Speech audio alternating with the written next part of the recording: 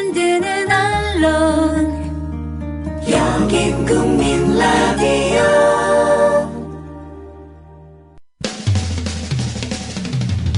시대와 역사의 맥이 짚힌다. 조상훈의 뉴스바. 현장에서 전해드리는 실시간 정치권 뉴스. 네, 정치권 소식 국회에 출입하는 김효진 PD 연결해서 들어보겠습니다. 김효진 PD 나와 계십니까? 네, 안녕하세요. 예. 새누리당에서 대북 제재 조치죠. 이른바 5.24 조치. 이거 좀 완화하거나 해제해야 되는 거 아니냐. 이런 목소리 나오고 있다고요? 예, 그렇습니다. 새누리당 최고위원회의에서 어제 그런 얘기가 언급이 됐습니다. 이 5.24 조치, 이는 이 2010년 천안함 침몰 사건 직후에 이명박 당시 대통령이 만든 일종의 대북 제재 정책입니다. 예. 북한 선박의 남측 해역 운항 전면 불허, 또 남북 교역 중단, 우리 국민의 방북 불허, 대북 신규 투자 불허, 또 대북 지원 사업 원천 보류 등이 뼈대인데 어떻게 보면 남북 관계 현 경색 국민이 바로 그때부터 시작이 됐다고 봐도 크게 틀리지는 않습니다. 이런 상황에서 이 새정치연합 등 야당이 아닌 여당이 먼저 이 5.24 조치 완화나 수정, 물론 야당은 줄곧 주장해왔습니다만은요. 예. 여당이 적극적으로 5.24 조치 완화나 수정, 나아가 해제를 제안하는 목소리가 나온 겁니다. 어제 국회에서 열린 이 새누리당 최고위원회의에 참석한 김태호 의원은 이 남북 관계가 물꼬를 트지 못하는 가장 큰 걸림돌은 5.24 조치다.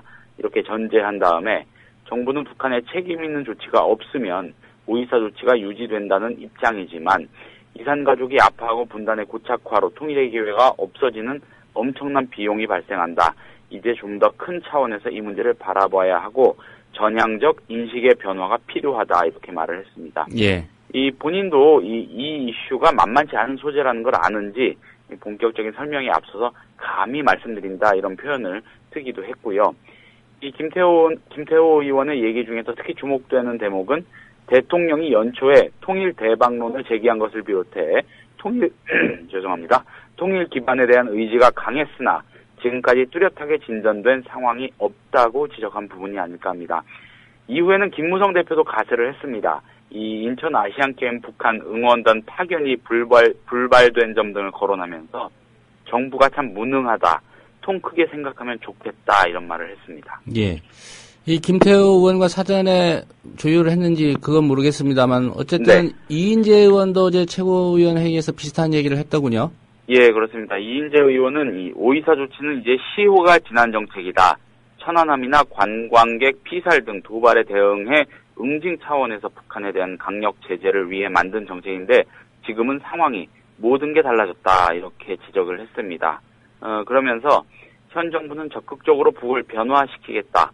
통일을 기다리지 않고 만들어가겠다는 과거 정권과는 완전히 다른 대북 정책 목표와 전략을 내세우고 있는데도 우리 스스로 다 막아버리며 지금도 응징 정책을 고집하는 것을 이해할 수 없다 이렇게 꼬집었습니다. 예.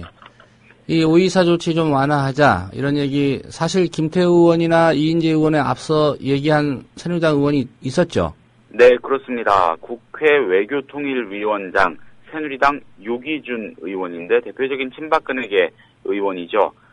지난달 말에 남북 간 경제 격차가 40대 1로 우리가 이제 적극적으로 대북 관계를 이끌어야 할 때가 왔다면서 문제 제기를 했습니다. 여당 내 관련 상임위 수장이 5.24 조치 해제를 거론하고요. 이에 대해서 당내 최고 지도부 인사들이 지원 사격을 했다는 점에서 의미가 작지는 않아 보이고요. 예. 만약에 세월호 특별법 문제 같은 굵직한 시국 현안이 없었다면 아마 이 문제가 커다란 이슈나 의제로 자리했을 것으로 예상할 수 있을 만큼 주목이 되는 그런 상황입니다. 예. 새누리당에서 5.24 조치 완화 또는 해제하자 이런 목소리 나오는 거 어떤 정치적으로 좀 배경이 있을 법한데 어떻게 봐야 될까요? 네, 일단 지극히 정치적으로 해석을 해보자면은 이 당청 내지는 당정의 입장이 매우 묵직하게 충돌하고 있다 이런 해석이 가능해 보입니다.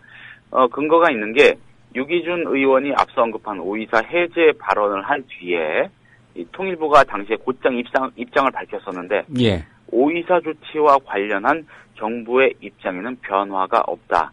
우리 국민이 납득할 만한 북한의 책임 있는 조치가 있을 때까지 유지돼야 한다는 것이 정부의 기본 입장이다. 5.24 조치 해제 문제를 검토하지 않는다는 단호한 입장을 밝혔습니다. 보통 이 통일부는 대통령과 굉장히 밀착되어 있는 기관 중에 한 곳으로 이게 평가가 되지 않습니까? 그런 예. 의미에서 정부의 대통령의 곧 의중이라고 보면 되겠습니다. 예. 결국은 새누리당 내부의 이런 목소리들, 박근혜 대통령의 현재 대북 기조와도 배치되는 그런 상황이네요. 네, 그렇습니다. 박근혜 대통령의 대북 기조는 매우 간단합니다. 초지 일관, 선 북태도 변화, 후 관계 정상화 검토라는 기조를 유지하고 있습니다. 그리고 적어도 박 대통령을 만족시킬 만한 북한의 가시적인 변화 제스처는 아직 없었습니다. 따라서 유기준 의원이나 김태호, 이인재 최고위원, 김무성 대표 등의 이딴 언급은 박 대통령을 향해서 그간의 대북 기조를 근본적으로 뒤엎을 것을 요구하는 셈이라서 더 주목이 됩니다. 예. 새정치민주연합, 야권은 이 상황을 어떻게 바라보고 있습니까? 네, 관련 상임위 정책 실무자들의 얘기를 좀 들어봤는데 크게 두 갈래로 반응이 나뉩니다. 우선 매우 긍정적이고 고무적으로 평가하는 목소리가 있었습니다. 사실 이명박 전 대통령의 5.24 조치라는 것은 새정치연합의 대북 절대기조나 마찬가지인 6.15 선언, 14선언 등의 정상적 이행을 가로막는 가장 가시적인 장치나 다름이 없습니다. 새정치연합의 한 관계자는 이 새정치연합 입장에서 6.15나 14가 헌법이라면 5.24 같은 거는 그 헌법의 효력을 일시적으로 막는 일종의 특별법 같은 존재나 다름이 없었다. 이런 표현도 했습니다. 예. 5.24 조치가 그만큼 커다란 걸림돌이었다는 얘기입니다. 이 크게 흥분하거나 반색하는 건 아니지만 어쨌든 주의 깊게 지켜볼 일이라는 반응은 대체로 공통적이었습니다. 예. 다른 시각의 분석도 좀 있는 것 같습니다. 네. 이런 새누리당의 내부 목소리, 이게 박근혜 대통령의 경제 활성화 구상을 뒷받침하는 좀 지극히 금전적 접근 아니냐, 네. 이런 분석도 있다고 하죠. 네, 그렇습니다. 무슨 얘기냐면 이 새누리당이 결과적으로 5.24 조치를 해제하더라도 그것이 진정으로 남북의 정치적, 군사적 화해나 평화 확립 같은 이 전통적 취지에서 비롯된 건 아닐 것이란 분석입니다. 5.24 조치 해제로 인해 발생할 가시적 경제 효과를 등에 업고 어떻게든 지표를 끌어올리려는 것이다. 그러니까 세수 확보하겠다고 교통단속을 갑자기 강화하는 것과 비슷한 취지다 이런 겁니다. 예. 이 근본적인 목적이나 취지가 뒷받침되지 않는 정책은 자칫 부작용만 낳을 수 있다. 이런 우려도 있습니다. 새누리당 싱크탱크인 여의도 연구소 등에서 이 5.24 해제에 따른 경제 효과 분석 보고서를 청와대에 여러 차례 올렸다. 이런 얘기도 있습니다. 예. 결국 뭐 청와대 입장에서는 5.24 조치 해제하면 경제가 좋아진다고 네. 이 말에 뭐 귀가 솔깃해지면 생각을 네. 해볼 문제겠지만 아직은 아니라는 그런 얘기가 대체적인 분석인 것 같습니다. 네, 그렇습니다. 예, 야권의 호남 지역 인사들이 박근혜 대통령에게 호남 인사차별 해소하라 이렇게 공개적으로 촉구했다고요? 예, 그렇습니다. 이 윤장현 광주시장, 이낙연 전남지사 등 이 야권의 호남 지역 주요 인사들이 박근혜 대통령을 향해서 호남 출신에 대한 인사차별을 없애달라 이렇게 공개 요구했습니다. 대한민국을 생각하는 호남 미래 포럼이라는 지역 단체가 있는데 이 포럼이 어제 간담회를 열고 윤장현 시장 등과 함께 앞서 말씀드린 내용이 핵심인 공동선언문을 채택한 겁니다. 이들은 공동선언에서 호남 출신에 대한 정부와 대기업, 사회 각 분야의 인사차별 해소를 위해 대통령과 정부의 대책 마련을 정중히 요구한다. 인터넷 등에서 자행되는 지역 차별과 사회 갈등 조장 행위에 큰 우려를 표명하고 국민화합 차원에서 시정을 요구한다. 이렇게 촉구했습니다. 예. 뭐 야권 인사들의 얘기긴 합니다만은 이 얘기는 새누리당의 이정현 의원이 먼저 했던 얘기 아닌가요? 네, 이정현 새누리당 의원이 전남 순천 곡성에서 보수정당 후보로는 26년 만에 지난 재보선을 통해서 국회의원이 되지 않았습니까? 예. 그 뒤로 이정현 의원이 보이는 행보를 고려하면 야권, 특히 새정치연합이 정말로 마음을 놔서는 안 되겠구나라는 그런 생각이 듭니다. 사실 최근 들어서 이 야권의 그 누구보다 더 크게 호남차별 해소를 외치고 있는 사람이 바로 이정현 의원입니다. 이정현 의원은 어제 야권 인사들이 공동선언을 하기 전에 이미 새누리당 아침 회의에서 지역 인재들이 많은 소외를 받고 있다는 의견이 있다.